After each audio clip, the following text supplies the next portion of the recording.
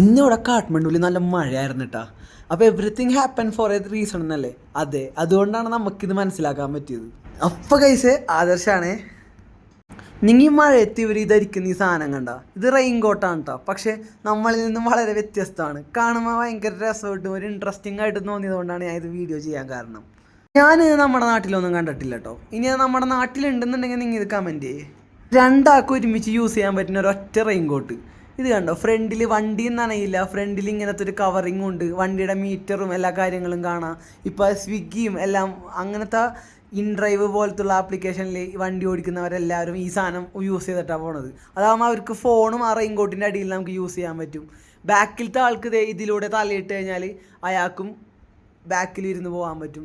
വലിയ കാര്യമായിട്ടൊന്നും നനയൊന്നുമില്ല കേട്ടോ. നല്ല സുഖമായിട്ട് തന്നെ പോവാം. സംഭവം അടിപൊളി കേട്ടോ കൈസ്. ഇത് നിങ്ങൾക്കും നാട്ടിൽ യൂസ് ചെയ്യാം. സംഭവം കണ്ട, ഇത് ഒരാൾ മാത്രമല്ല, ഇവിടെ എല്ലാവരും ഇടുന്നത് ഈ റെയിൻ കോട്ടാണ്. വേറെ മറ്റേ സാധാ പോലത്തെ റെയിൻ കോട്ട് ഇട്ട് ഞാൻ ഇവിടെ ആരെയും കണ്ടിട്ടില്ല. പക്ഷേ ഞാൻ ഇതൊരിക്കലും ലോങ് ഡ്രൈവിന് സജസ്റ്റ് ചെയ്യൂല. ബട്ട് ചെറിയ ചെറിയ യാത്രകൾക്ക് ഇത് അടിപൊളിയാണ്. ഞാനും ഇട്ടായിരുന്നു അത്. നനയുന്നൊന്നുമില്ല, പക്ഷെ കാറ്റ് പിടിക്കുന്ന ഒരു പ്രശ്നം എനിക്ക് ഫീൽ ചെയ്തായിരുന്നു. ഞാനിത് വീഡിയോ എടുക്കാൻ വേണ്ടി കൈ പുറത്തേക്ക് ഇട്ടേക്കണത് കൊണ്ട് മാത്രമാണ് ഈ റെയിൻ കോട്ട് ഇപ്പം ഇങ്ങനെ ഇരിക്കുന്നത്. പക്ഷേ സംഭവം വർക്കിംഗ് ആണ്, നനയൊന്നുമില്ല. അപ്പോൾ നിങ്ങൾക്കിത് വേണമെന്നുണ്ടെങ്കിൽ നേപ്പാളി വരുമ്പോൾ നിങ്ങളിത് വാങ്ങിച്ചിട്ട് പോവാം. അപ്പോൾ ഒരു മഴ കഴിഞ്ഞുകൊണ്ട് തന്നെ ആകാശം നല്ല ഭംഗിയായിരുന്നു. അപ്പോൾ ഇനി അടുത്തൊരു വീഡിയോ കാണാം. Okay, by.